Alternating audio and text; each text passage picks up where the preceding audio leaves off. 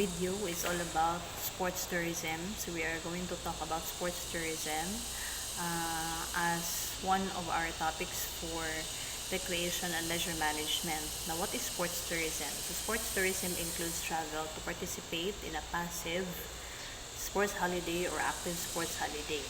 So when we say passive sports holiday, it includes sports events and sports museum as well. Active sport holiday, it includes scuba diving, cycling, golf, and any other sports that involves you moving from one place to another. And it may involve instances where either sport or tourism are the dominant activity or reason for travel. So one of the many reasons why we travel, this one we have here is sports. So we travel because of sports, because we are interested and we are passionate about sports. Now, what are the motivations behind sports tourism? So motivation comes from one's personal awareness, interest, desire, your ability to do your sport financially and physically, life situation, and geographical location. Say for example, here in the Philippines, it is considered as an active lifestyle wherein you're going to move from one place to another. So you have here most of the factors of motivation was your awareness about the sports. Maybe you are sport enthusiast from when you are small going to becoming an adult, and then your interest, you have the love for sport, and then your desire to do sport and your ability to dispense or use extra income, and your physical body that can able to um, perform rigorous sports. Of course, your life situation, if you are um, capable of doing such kind of sports, for example cycling or maybe surfing, or sports that involves skydiving or cliff diving, and then your location also. So sports tourism involves two. We have travel and sports. So always keep in mind that you have so many motivations why you are going to do sport. Now there are the so-called the push and pull factors when we do sports. So the first one is the push factors. So the desire to participate, and then for the purpose of fitness. And then we have social interactions and chance to meet opposite sex or the same sex. When we do sports manggod, we get to see other people, and that's the good thing of doing this type of recreation. And then it can also bring us relaxation, cultural experiences and knowledge, education, training and experiences, because you are going to learn something from the sports that you love by talking to another people, and also meeting other people who also have that love for a specific sport. And then change of climate or the change of your environment, and an antidote to boredom, especially now that we are having COVID pandemic and we have only a limited chance to doing the sports that we love. So basically, what we see now as a new norm is the cycling.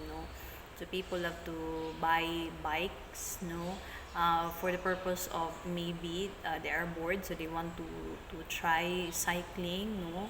um, they want to experience getting away from one place to another using bike, because we really do not need to have that much paperwork when we are uh, driving across from one location to another using our bikes. And then also the pull factor is the nostalgic experience that you have when you do your sport. Maybe you remember something very important by doing that kind of sport, and it means something to you. And then attractiveness of the destination. When you go to a specific destination, when you travel, is you see beautiful places, and then you get to do your selfies or your groupies, and then you post them in your social media accounts, so that you can remember the place. And then historical locations or cultural places, you can go also to those places. And then status and prestige or high profile destinations. If you are from the high profile families, or you came from high profile families who are very well endowed with financial resources, then you can go to high profile destinations as well, no? So maybe from Mindanao you can go to Visayas and then eventually to Manila, but apparently we have banned due to the rise of the COVID pandemic, and that is why Mindanao, if you're from Mindanao, then it's your decision to just travel around, no, the region, and then the chance to meet idol players or celebrities because of your the same passion for that sport. And then you can also visit mega events, venues, and feeling to be a part of something, as well as experience adventure. Now, what are the global trends of sports tourism? So, sports is not only here in the Philippines, but it is also very famous all around the world. Filipinos are very well known to be sports enthusiasts, no? Mahilig taong sports.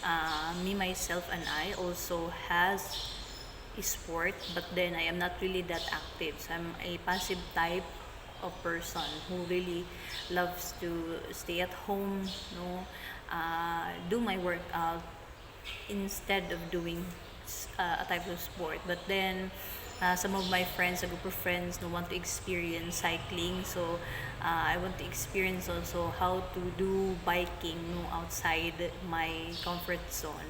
So maybe I will try that later on. So number one is active vacationing, which is a part of the sports tourism because you are going to one place to another and we're given an opportunity to do that because of the sports that you love. And then you have passive sports tourists, which are increasing faster than active tourists. And then sports tourists are highly enthusiastic, understanding, analytical. And then they are strategic and coordinating with different teams and sports. So you will know people from different groups, no? And then better spending capacity of masses. Sports is very expensive. Now, if you want to become a part of this industry, you need to have that passion. No, dili kay magawat-awat lang because you saw your friends doing this and then ikaw maawat sad because maybe out of boredom you want to try something new, but then it's not really your passion. So you will only exhaust, no, your financial resources as well as your efforts, no. Might as well think about something recreational that you love, no, other than the sports that your friends are doing. And then there are a growing number of events worldwide. Even though we are under the COVID pandemic season, there are still sports, no, that is going on. Like say for example, yung mga tinatawag lang ni passive games like board games, no, you can also do that, no, inside your homes. And then you decrease travel costs and more media coverage because of the rampant use of the social media nowadays. So every information that you have or that you want to know about the certain sports that you love or sport that you love is within the access of your hands through your phone, no? When you read your social media pages or accounts. So those are some of the trends nowadays when it comes to sports tourism. And then what is the biggest benefit of sports tourism? It actually is a big player in the global tourism market because on the year 2016 it has given a gross income of $1.41 trillion. Now in this year 2021 it now costs 5.72.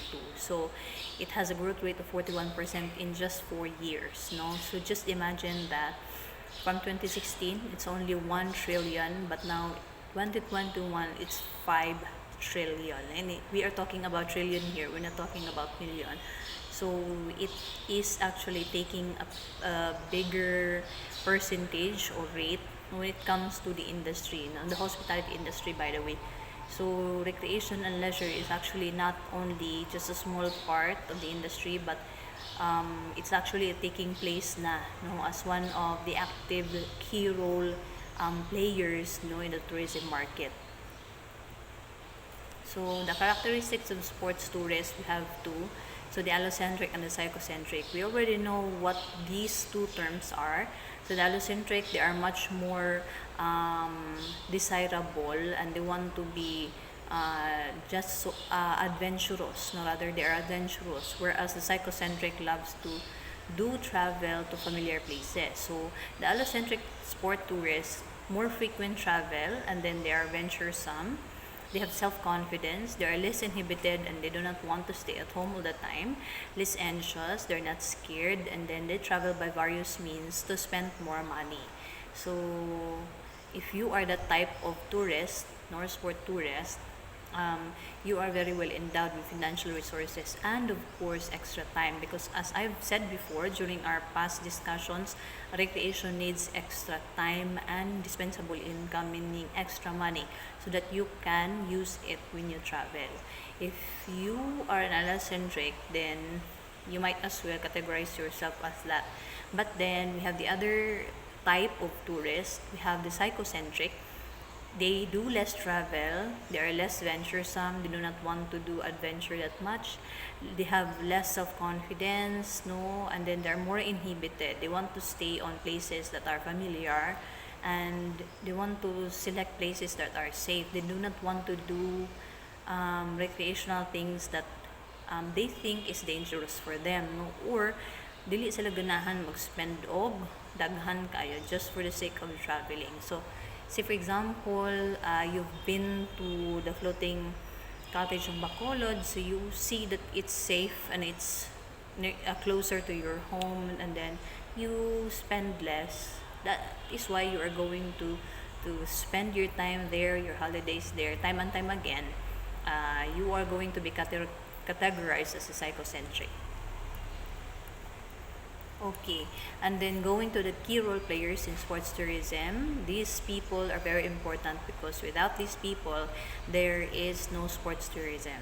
So we have participants or the players, you know, and then we have spectators, us, who will buy tickets so that we can see the sports. For example, the SEA Games, no, that had happened before here in the Philippines. The spectators are those people who are going to buy tickets just to see the game. And then the government, under Duterte, they're responsible to develop and maintain required infrastructure as sponsorship, you know, as well, so that we can promote, you know, the Philippines as a good destination or venue for SEA Games.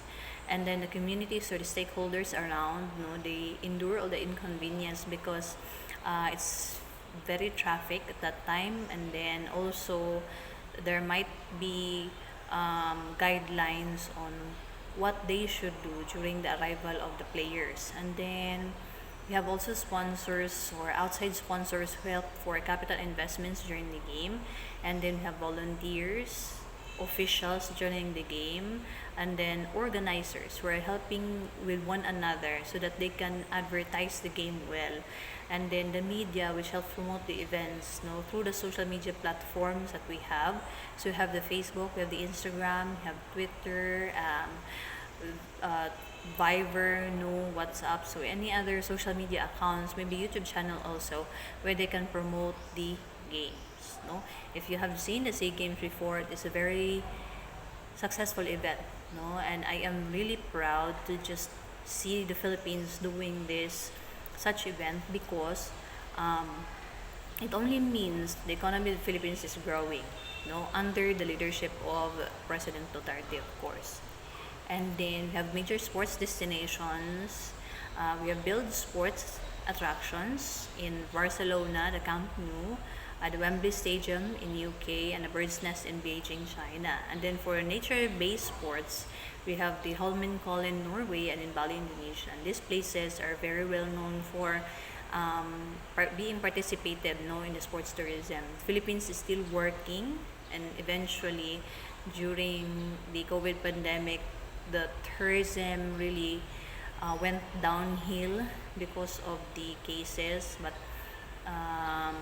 eventually, you know, maybe 3 to 5 years from now, when the COVID pandemic will cease, we can still, you know, work with the government to help make the sports tourism very famous. You know.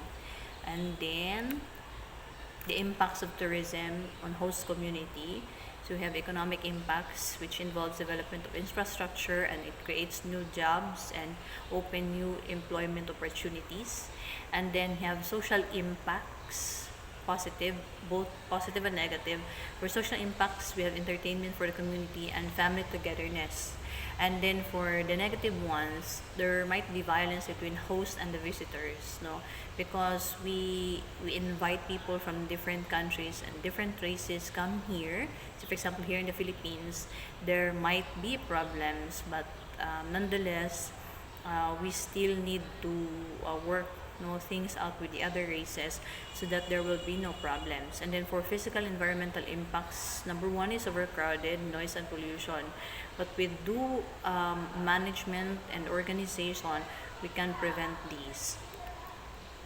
So another is marketing of sports tourism. So we market sports and through sports, the advertisement of sports and sports associations, as well as advertising the products of that certain sports. And then grassroots or promotion of sports in the public, we have two street marketing of sports and sponsorship. So when we say marketing of sports, this advertising of sports and sports associations such as Olympics and FIFA. And then through sports, we advertise the various products of certain sports events, like say for example, Adidas, Nike, and any other brands producing sports apparels and any other products. And then the grassroots promotion of sports in order to increase participation through the public, we have the so-called sponsorship by the Emirates Airlines, which promotes sports sponsoring the Real Madrid club or any other ways. So for example, the billboards where you can see sponsorships. So here you can see that in street marketing of sports, the billboards you see in the street and street lighters or sidewalks maybe, there are flyers all over the walls of certain malls in which you can see that they are actually selling or advertising a certain type of sports. So these are the type of marketing that we do for sports tourism. Okay, so about sports, now you have understood this actually one of the key role players in the tourism market, and it involves big money, and it gives out big money to the economy of a certain country. I hope you have understood the lecture for today, and there are other videos coming for you to see me doing our discussion. So see you on the next video and have a great day.